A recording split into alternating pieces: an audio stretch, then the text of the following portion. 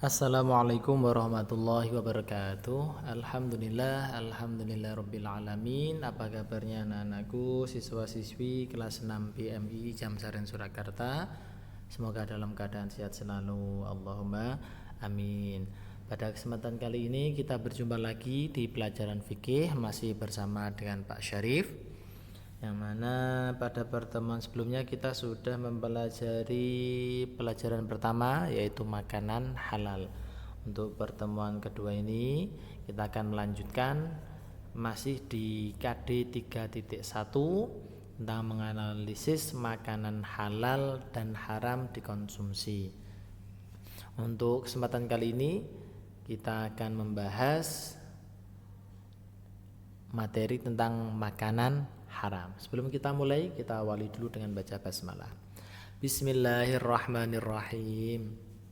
Pembahasan kedua yaitu tentang makanan haram dan manfaat makanan halal.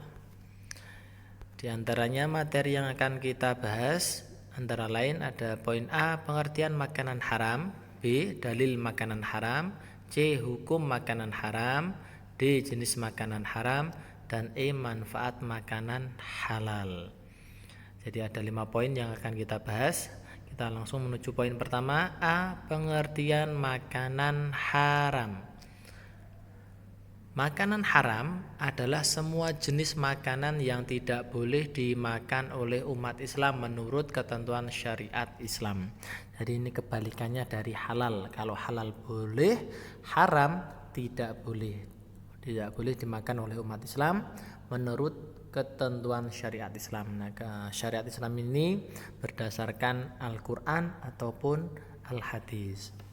Allah Subhanahu wa taala dan Rasulullah Shallallahu alaihi wasallam sangat membenci orang yang mengonsumsi makanan haram karena memberikan dampak buruk bagi tubuh manusia, baik hati dan pikiran seseorang. Berarti berpengaruh buruk terhadap jasmani dan rohani. Hal tersebut membuktikan bahwa agama Islam sangat memperhatikan kesehatan umat manusia, yaitu perintah mengonsumsi makanan yang halal dan baik saja, sebagaimana dalil yang sudah Pak Gur sampaikan di pertemuan sebelumnya ya. Kemudian sebaliknya, makanan yang tidak baik lagi, menjijikkan, diperintahkan untuk ditinggalkan.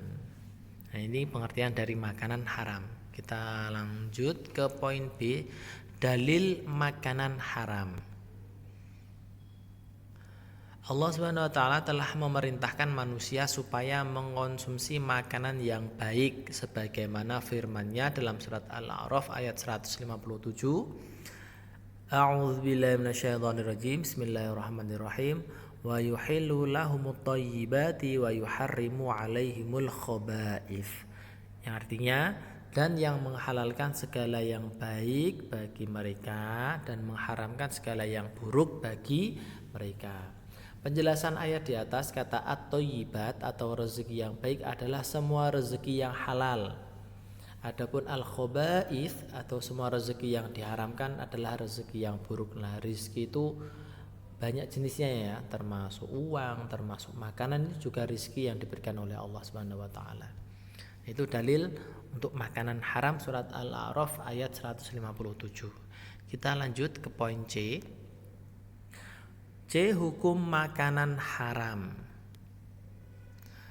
Hukum haram untuk makanan digolongkan menjadi 2 macam. Jadi ada 2 macam golongan makanan haram. Yang pertama apa? Yang pertama haram aini.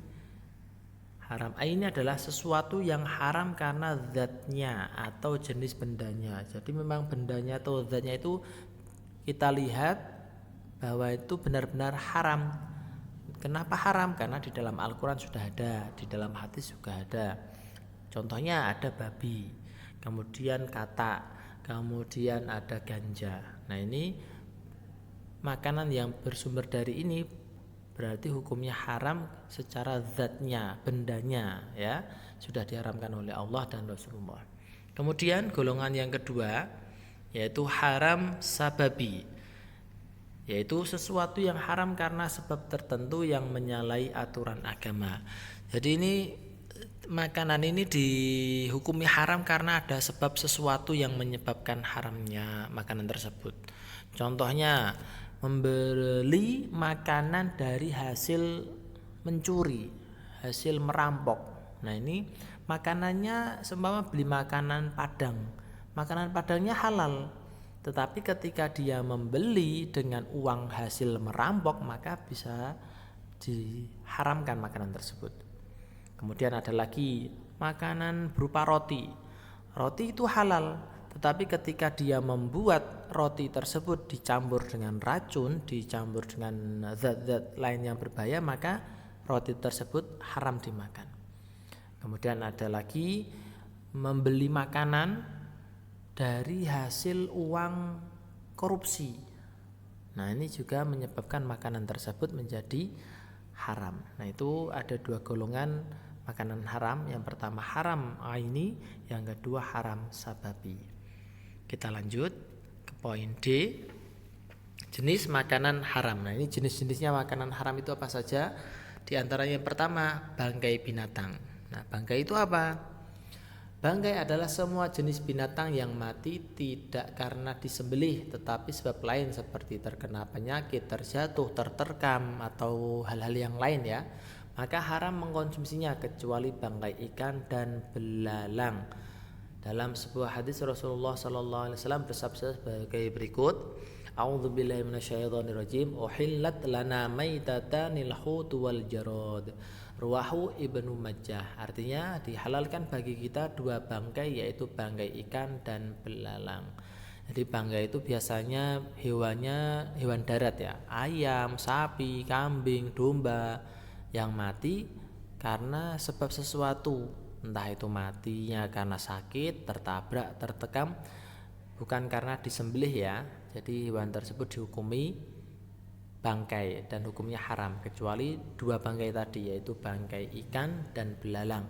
Baik ikannya itu ketika memancing kita bawa pulang sudah mati, tetap halal dimakan.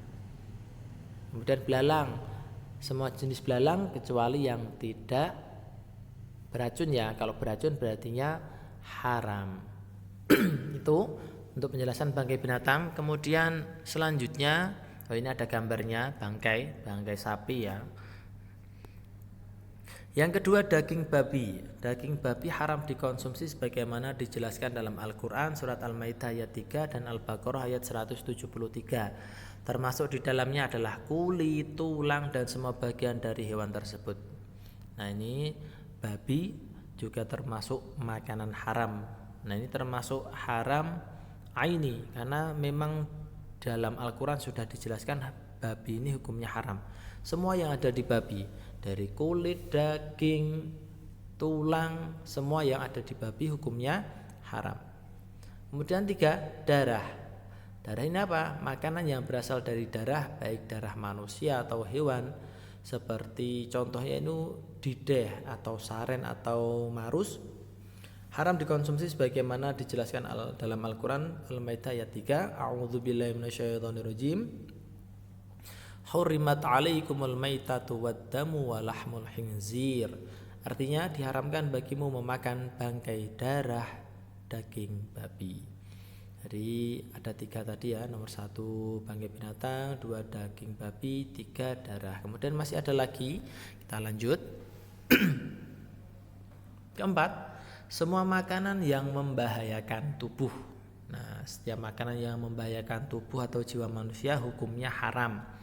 Seperti makanan yang mengandung racun atau zat lain yang mematikan. Hal ini ditegaskan dalam Al-Quran surat Al-Baqarah ayat 195 yang berbunyi A'udzubillahi minasyaitonirrajim, Bismillahirrahmanirrahim, wala tulqu biaidikum ilat tahlukah. Yang artinya, dan janganlah kamu menjatuhkan dirimu sendiri ke dalam kebinasaan. Jadi kalau kita sudah tahu makanan tersebut mengandung hal-hal atau zat-zat yang berbahaya, maka hukumnya haram untuk dikonsumsi. Kemudian nomor 5, binatang yang disembelih tidak menyebut nama Allah Subhanahu wa taala. Binatang yang halal hukumnya, contoh sapi, ayam, kambing, untuk dimakan ketika disembelih tidak menyebut nama Allah. Nah, tetapi ketika hewan-hewan tersebut disembelih tanpa menyebut nama Allah, minimal basmalah, atau bahkan hewan ini disembelih untuk dipersembahkan kepada setan atau kepada pohon atau hal-hal yang lain, maka binatang tersebut haram dikonsumsi dagingnya. Sebagaimana firman Allah Subhanahu wa taala dalam surat Al-An'am ayat 121. Nah, nanti silakan kalian buka Al-Qur'an kalian dan dibaca terjemahannya. Kemudian selanjutnya, binatang yang haram disebabkan memiliki ciri tertentu. Jadi ada hewan-hewan yang haram dikonsumsi karena dia memiliki ciri-ciri tertentu. Binatang apa itu? Binatang yang memiliki ciri tertentu seperti berkuku tajam, berparuh kuat, dan bertaring. Nah, ini hukumnya haram dikonsumsi. Contohnya apa? Contohnya binatang tersebut adalah elang, anjing, dan harimau.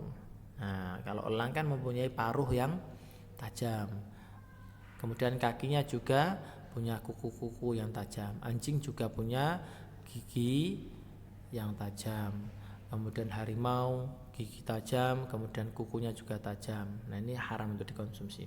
Kemudian selanjutnya binatang yang dilarang untuk dibunuh. Nah, kemudian ada jenis-jenis lagi binatang yang haram dikonsumsi karena dia dilarang atau diharamkan untuk dibunuh. Hewan apa? Allah mengharamkan umat Islam mengkonsumsi daging dari binatang yang dilarang untuk dibunuh. Nah, ini tidak boleh dibunuh. Tidak boleh dibunuh dan tidak boleh dimakan. Hewan apa itu? Yaitu semut dan lebah. Nah, itu jenis-jenis makanan yang diharamkan oleh Allah Subhanahu wa taala. Kemudian ada lagi makanan yang buruk, menjijikan atau kotor. Nah, Allah Subhanahu wa taala mengharamkan daging binatang seperti kecoa, lalat, cacing, dan kaki seribu karena binatang tersebut menjijikkan. Sekilas kalau kita melihat hewan-hewan tersebut menjijikkan ya. Jadi kalau kita melihat sesuatu yang menjijikkan dijadikan makanan, timbul rasa jijik kita, maka haram hukumnya untuk dimakan. Hal ini ditegaskan dalam Al-Quran surat Al-A'raf ayat 157 yang berbunyi a'udzubillahi minasyaitonirrajim wa yuharrimu 'alaihimul khaba'ith, dan artinya dan mengharamkan segala sesuatu yang buruk bagi mereka. Jadi sekiranya makanan tersebut menjijikkan, timbul rasa jijik kita karena melihat entah itu kotor atau buruk, maka hukumnya haram dikonsumsi. Semua makanan haram yang telah diterangkan tersebut dari nomor 1 sampai terakhir ini tadi, hukumnya haram untuk dimakan, dikonsumsi, baik sedikit maupun banyak, tetap haram.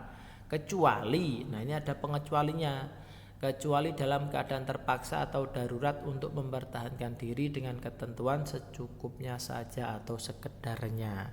Nah, mungkin ada seseorang yang tugas sampai di dalam hutan. Nah, di dalam hutan kehabisan makanan. Yang ada di situ ternyata elang. Nah, padahal elang tadi mempunyai paruh yang kuat, kemudian giginya kukunya juga tajam, padahal haram. Tapi karena dia terpaksa adanya itu, maka dia boleh memakan tersebut dengan catatan untuk mempertahankan diri dan makan secukupnya saja, tidak berlebihan. Nah, itu jenis-jenis dari makanan haram. Kita lanjut ke poin selanjutnya yang manfaat makanan halal. Nah, ini kalau tadi yang kita bahas tentang makanan haram. Nah, sekarang manfaat ketika kita makan makanan halal itu apa saja? Makanan yang halal itu sangat penting dan bermanfaat bagi tubuh kita. Di samping mendapat pahala dari Allah Subhanahu wa taala dan terhindar dari siksa dan murkanya, kita juga akan merasakan beberapa manfaat makanan halal, antara lain: 1. Manfaat makanan halal dalam kehidupan sehari-hari. Dalam kehidupan sehari-hari kita kan makan ya. Nah, makanan yang halal, manfaatnya apa? A. Tubuh selalu sehat dan tampak segar karena mengkonsumsi makanan yang bersih dan suci. Yang B. Jiwa akan senantiasa bersih dan mampu berpikir sehat karena yang kita makan tadi halal, bersih, kemudian mengandung vitamin atau 4 sehat 5 sempurna, maka bagi tubuh kita diserap oleh tubuh kita. Kemudian C. Senantiasa menunjukkan akhlak terpuji, terhindar dari akhlak tercela. Kemudian D. Terhindar dari berbagai macam sumber penyakit. Nah, itu manfaat dari makanan halal di kehidupan kita sehari-hari. Kemudian yang kedua, manfaat makanan halal dalam kehidupan manusia. A. Memberikan kekhusyukan dalam beribadah. Jadi kalau kita beribadah, agar ibadah kita diterima oleh Allah, maka tentunya kita memakan makanan yang halal agar yang di dalam tubuh kita ini diridhoi oleh Allah, doa-doa kita diijabah oleh Allah. Kemudian B, menjadi bagian dari melaksanakan ibadah wajib. Karena tadi ya, makan makanan halal kan hukumnya wajib, diperintahkan oleh Allah. Kemudian C, berpengaruh terhadap pertumbuhan tubuh, kecerdasan akal, sifat dan perilaku. Kemudian D, diterima atau ditolak amal ibadah dan doa kita kepada Allah Subhanahu wa taala serta memengaruhi keselamatan hidup di dunia dan akhirat. Nah, itu tadi beberapa manfaat dari makanan halal. Alhamdulillah, untuk pembelajaran hari ini, untuk materi yang kedua, makanan haram dan manfaat dari makanan halal, sudah Pak Guru sampaikan. Silahkan nanti kalian pelajari lagi apa yang sudah Pak Guru sampaikan ini. Untuk materi yang kurang jelas, bisa kalian baca buku kalian masing-masing atau bisa tanyakan ke Pak Syarif. Untuk tugas selanjutnya yaitu mengerjakan tugas yang ada di link Google Form. Nanti Pak Guru berikan linknya. Selamat belajar, tetap semangat, jaga kesehatan. Kurang lebihnya dari Pak Guru mohon maaf. Semoga bermanfaat. Billahi taufiq wal hidayah. Wassalamualaikum warahmatullahi wabarakatuh.